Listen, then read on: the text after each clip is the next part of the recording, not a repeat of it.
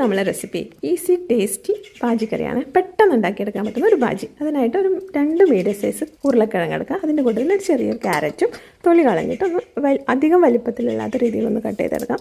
Cut ചെയ്തിട്ട് കുറച്ച് വെള്ളം കൂടി ഒഴിച്ചിട്ട് ഒരു മീഡിയം ഫ്ലെയിമിൽ ഒരു 3 വിസിൽ വേവിച്ചെടുക്കാം. അതൊന്ന് തണുക്കുന്നവരെ മാറ്റി വെക്കാം.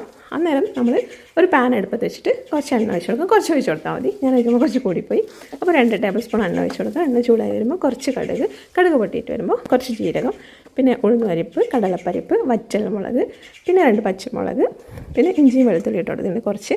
അതും കൂടി നന്നായിട്ട് വഴച്ചെടുക്കാം. പിന്നെ ഒരു വലിയ ഉള്ളി ഉണ്ടല്ലോ, സവോള, അതൊരു മീഡിയം സൈസ് കട്ട് ചെയ്തിട്ട് നമ്മൾ ഇതിലേക്ക് ഇട്ടിട്ട് നന്നായിട്ട് വഴച്ചെടുക്കാം. അങ്ങനെ വാടിയിട്ട് വരുമല്ലേ, ആ സമയത്ത് നമുക്ക് കുറച്ച് മഞ്ഞൾപ്പൊടി ഇട്ടിട്ട് നന്നായിട്ടൊന്ന് വഴച്ചെടുക്കാം. ആ സമയത്താണ് നമ്മൾ വേവിച്ച് വെച്ചിട്ടുള്ള ഉരുളക്കിഴങ്ങുണ്ടല്ലോ അതും കൂടി അതിലേക്ക് ഇട്ട് കൊടുക്കാം. അപ്പോൾ നന്നായിട്ട് ഇങ്ങനെ വെന്ത് കുഴയണമെന്നുണ്ടെങ്കിൽ നന്നായിട്ട് ഉടച്ചു കൊടുക്കാം. അല്ല ചെറിയ ഉരുളക്കിഴങ്ങിൻ്റെ കഷ്ണങ്ങളൊക്കെ ഇങ്ങനെ കുട്ടികൾക്ക് കഴിക്കാൻ വേണമെന്നുണ്ടെങ്കിൽ ആ ഒരു രീതിയിൽ ചെയ്തെടുക്കാം കേട്ടോ.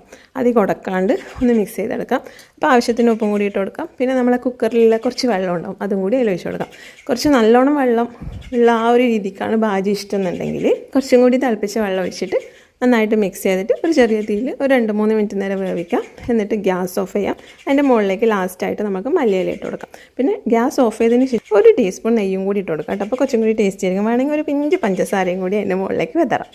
അപ്പോൾ ഇത്രയൊക്കെയുള്ളൂ. അപ്പോൾ നമ്മളെ ബാജി ഇവിടെ റെഡി ആയിട്ടുണ്ട്. അപ്പോൾ ഇന്നത്തെ ഈ ഒരു റെസിപ്പി ഇഷ്ടപ്പെട്ടിട്ടുണ്ടെങ്കിൽ ലൈക്ക് ചെയ്യുക, ഷെയർ ചെയ്യുക. അടുത്ത വീഡിയോ കാണുന്നവരെ ബൈ.